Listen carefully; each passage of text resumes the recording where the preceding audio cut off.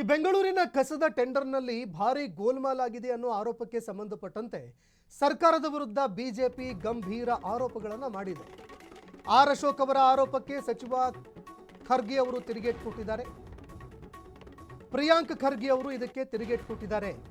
ವಿರೋಧ ಪಕ್ಷದ ನಾಯಕರಿಗೆ ಮನವಿಯನ್ನ ಮಾಡ್ತೀನಿ ನಾನು ಇದಕ್ಕೆ ಸಂಬಂಧಪಟ್ಟಂತೆ. ಸುಮ್ಮನೆ ಹಿಟ್ ಆ್ಯಂಡ್ ರನ್ ಮಾಡೋದಲ್ಲ, ಸುಮ್ಮನೆ ಹೋಗಿ ರಾಜ್ಯಪಾಲರಿಗೆ ಕೊಟ್ಟರೆ ಏನು ಪ್ರಯೋಜನ ಅಂತ ಪ್ರಿಯಾಂಕ್ ಖರ್ಗೆ ಅವರು ಕಿಡಿಕಾರಿದ್ದಾರೆ.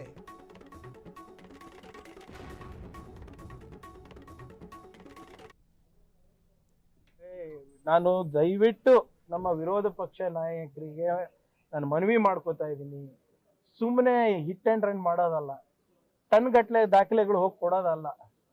ಕರೆಕ್ಟಾಗಿ ಏನಿದೆ ಸ್ಪಷ್ಟವಾಗಿ ಕೂತ್ಕೊಂಡು ಹೇಳ್ಬೋದಾಗಿತ್ತಲ್ಲ. ನಿಮ್ಮ ಮುಂದೆ ಏನಂದಿದ್ದಾರೆ ಮುಖ್ಯಮಂತ್ರಿಗಳು? ಯಾವುದೇ ತನಿಖೆ ಮಾಡಿ ತೊಂದರೆ ಇಲ್ಲ, ನಾವು ಸಿದ್ಧರಿದ್ದೇವೆ ಅಂತ. ಈಗ ಏನಾಗಿದೆ ಅಂತ ಹೇಳ್ತಾನೆ ಇಲ್ಲ ಅಲ್ಲ. ಸುಮ್ಮನೆ ಹೋಗಿ ರಾಜ್ಯಪಾಲರ ಹತ್ರ ಕೊಟ್ಟರೆ ಏನು ಪ್ರಯೋಜನ?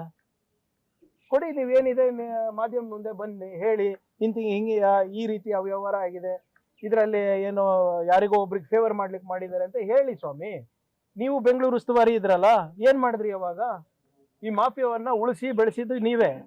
ನಿಮ್ಮ ಸಮಸ್ಯೆಗಳನ್ನ ನೀವು ಕಟ್ಟಿರುವಂತ ಗಂಟುಗಳನ್ನ ನಾವು ಬಿಚ್ಚಿದ್ರೆ ಹಗರಣ ಅಂತ ಇದ್ದೀರಾ.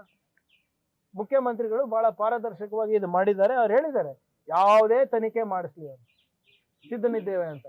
ಇನ್ನ ಏನ್ ಟೆಂಡರ್ ಫೈನಲ್ ಆಗಿಲ್ಲ, ಅದೇ ಬಂದಿರೋದು. ನೋಡಿ ಇವರೇ, ನಾನು ದಯವಿಟ್ಟು ನಮ್ಮ ವಿರೋಧ ಪಕ್ಷ ನಾಯಕರಿಗೆ, ಇದು ಪ್ರಿಯಾಂಕ್ ಖರ್ಗೆ ಅವರ ಮಾತು, ಸಚಿವರ ಮಾತುಗಳನ್ನು ಕೇಳಿಸ್ಕೊಳ್ತಾ ಇದ್ರಿ. ಇನ್ನೂ ಟೆಂಡರೇ ಫೈನಲ್ ಆಗಿಲ್ಲ. ಎಷ್ಟೊಂದು ದಾಖಲೆಗಳನ್ನು ಇಟ್ಕೊಂಡು ಹೇಳೋದರ ಬದಲು ನೇರವಾಗಿ ಏನು ಆರೋಪ ಇದೆ ಅದನ್ನು ಮಾಡಬಹುದಾಗಿತ್ತಲ್ವಾ ಅಂತ ಪ್ರಿಯಾಂಕ್ ಖರ್ಗೆ ಹೇಳಿಕೆ ಕೊಟ್ಟಿದ್ದಾರೆ.